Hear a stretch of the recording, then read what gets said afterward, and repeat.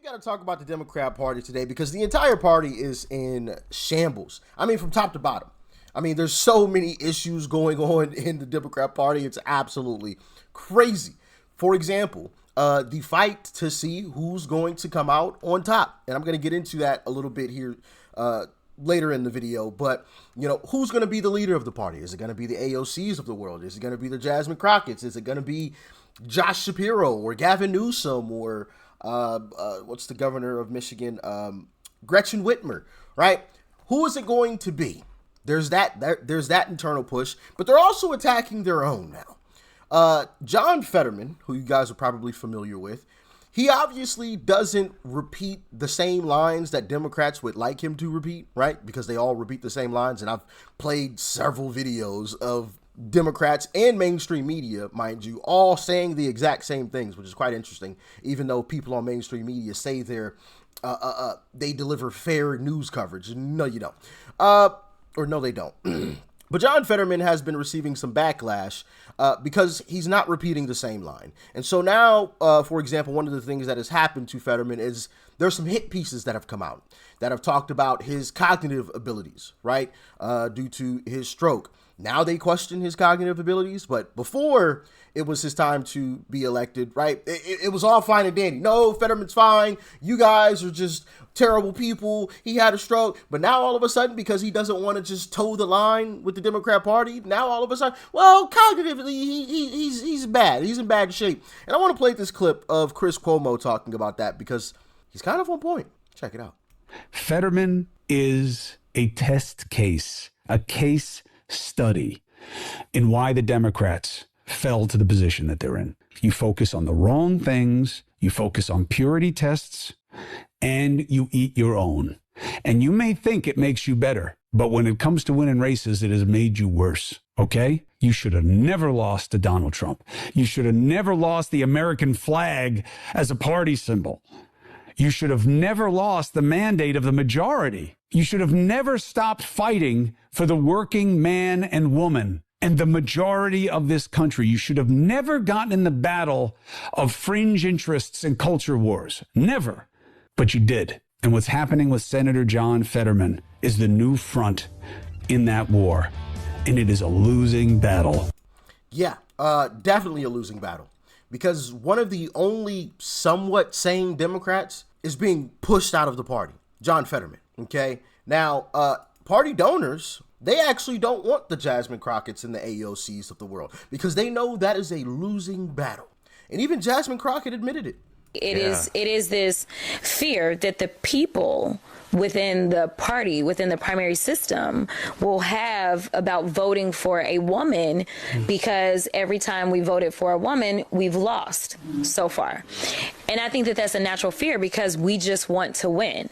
So there's a lot of people that are like, you know what? Like, let's go find the safest white boy we can find. I mean, I'm just saying. Those are the callers that we're hearing. We're hearing people. No, for real. A white man's got to do it. We're getting those callers. For real. And to be clear, when we talk about them, I can tell you that there is one specific candidate. I had a donor on the phones with me telling me that all the donors are lining up behind that candidate. So I can tell, and I can tell you it's not a black person nor woman, okay? So like it is, they have, quote unquote, they have chosen, and when I say they, it's the same donors that most likely had their opinions about Joe Biden and move. So like that would be the they that I would talk about. So my question is, who is the person that the donors are getting behind? Is it Gavin? Is it Josh Shapiro? Pete Buttigieg? Who is it? Who is it? I don't think it's Pete. I'm leaning towards Gavin or Josh. It's one of those two, in my humble opinion. But what do you think? Let me know. Let me know. The Democrats also have a major problem because their tactics are being called out even from people on their own side. Take it from Stephen A. Smith. They wanted to make sure, we're going to point to racism. We're going to guilt you into voting for us. We're not going to talk about the things that we're doing positively. We're going to talk about what the other side is doing negatively to engage in fear-mongering to help you through fear factor go our way instead of theirs. And it didn't work this time. And to be quite honest with you, even though I might not like some of the things I'm seeing from the Trump administration thus far, the bottom line is I'm glad it didn't work because I think for the longest time, black Americans have played played the role of suckers to the Democratic Party. They've guilted us into voting for them, making us feel as if we're going to be ostracized, creating division within our own communities or what have you to get our vote, instead of saying to us, hey, this is what we will do for you, and it will work better than what they're offering. That's why it was a bit difficult for me to listen to him, not because he was wrong with what he was saying. I'm talking about Governor McCullough here. I'm talking about what he talked about, and what he alluded to is the kind of message we should be craving in this day and age. But unfortunately, there are not enough folks, particularly on the left, capable of giving it to us straight. They think they have to engage in bullying and fear-mongering in order to get us to see their way of thinking. You know, it's an interesting. Yeah, so their tactic of, like he said, guilting black people into voting for them is being called out from their own. Stephen A. Smith, a Democrat who some in the party considered or want to be their party leader. So their tactics are being put on Front Street, and they won't be able to use them as readily as they have done in the past. And actually, Elizabeth Warren got called out for the same thing by Sam Fragoso. Remember, he said when Elizabeth Warren said, you know, this one is for all the marbles. And Sam Fragoso said, well, I thought the last one was for all the marbles. How many marbles are there? You know, just call her out straight to her face, because that's what Democrat policies are absolutely garbage. So they have to guilt you or scare you into voting for them. Vote or die. This is Trump and his team are going to be a threat to democracy, right? Project 2025. It's all fear. It's all fear. So yeah, you have a few Democrats who are like calling out this nonsense, but the problem with that is their base will not move with them. The Stephen A's of the world, the Chris Cuomo's, right? Bill Myers, I can't think of his name. Oh crap. Carville. I can't think of his first name. Like some of these folks, they're trying to move towards the center, but their base isn't going to move with them. And Bill Maher actually describes it perfectly. So I want to play this clip. Check it out. Seriously, this is a serious problem for Democrats. Less than 1 in 4 Democrats under 30 say they're proud to be an American. 54% say they're embarrassed by it. Embarrassed? Like America's your mom picking you up at school? You're embarrassed to be an American? Well, guess what? The feeling's mutual. Because you have no perspective. Is America perfect? No, of course not. No country is. Although don't get Tucker Carlson started on Russia. Globalize the intifada is the catchphrase that's really catching on these days, as if worldwide suicide bombing and cosplaying Islamic revolutionaries is the answer to our problems.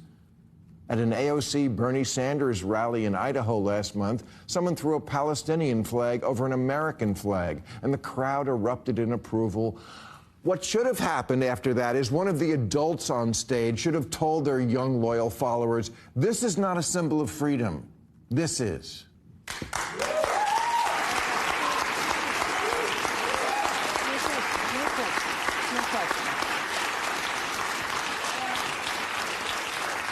If the thought leaders in the Democratic Party keep encouraging and not rebuking the idea that America is cringe and the people who run Gaza are great, the Democrats are doomed. Alyssa Slotkin's right. Liberals are weak and woke, especially the white ones, and they indulge all sorts of nonsense from their kids, a pattern that then continues on in the Democratic Party.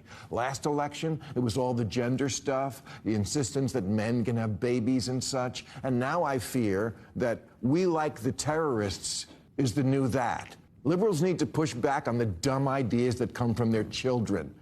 The Democrats' problem is the energy of the parties with the young and the young are with the terrorists. That's not good.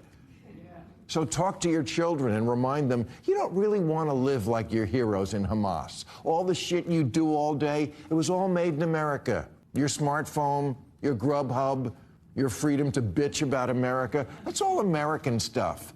You tell your phone you want a milkshake, and a guy brings it to your house. Please, you couldn't survive a week living in Intifadaville. Bill Maher is right, but the problem is, and we already have an example of it in Gavin Newsom, who more recently had came out and was trying to be a little more close to the center, right? We all talked about that. Actually, I believe I made a video on it.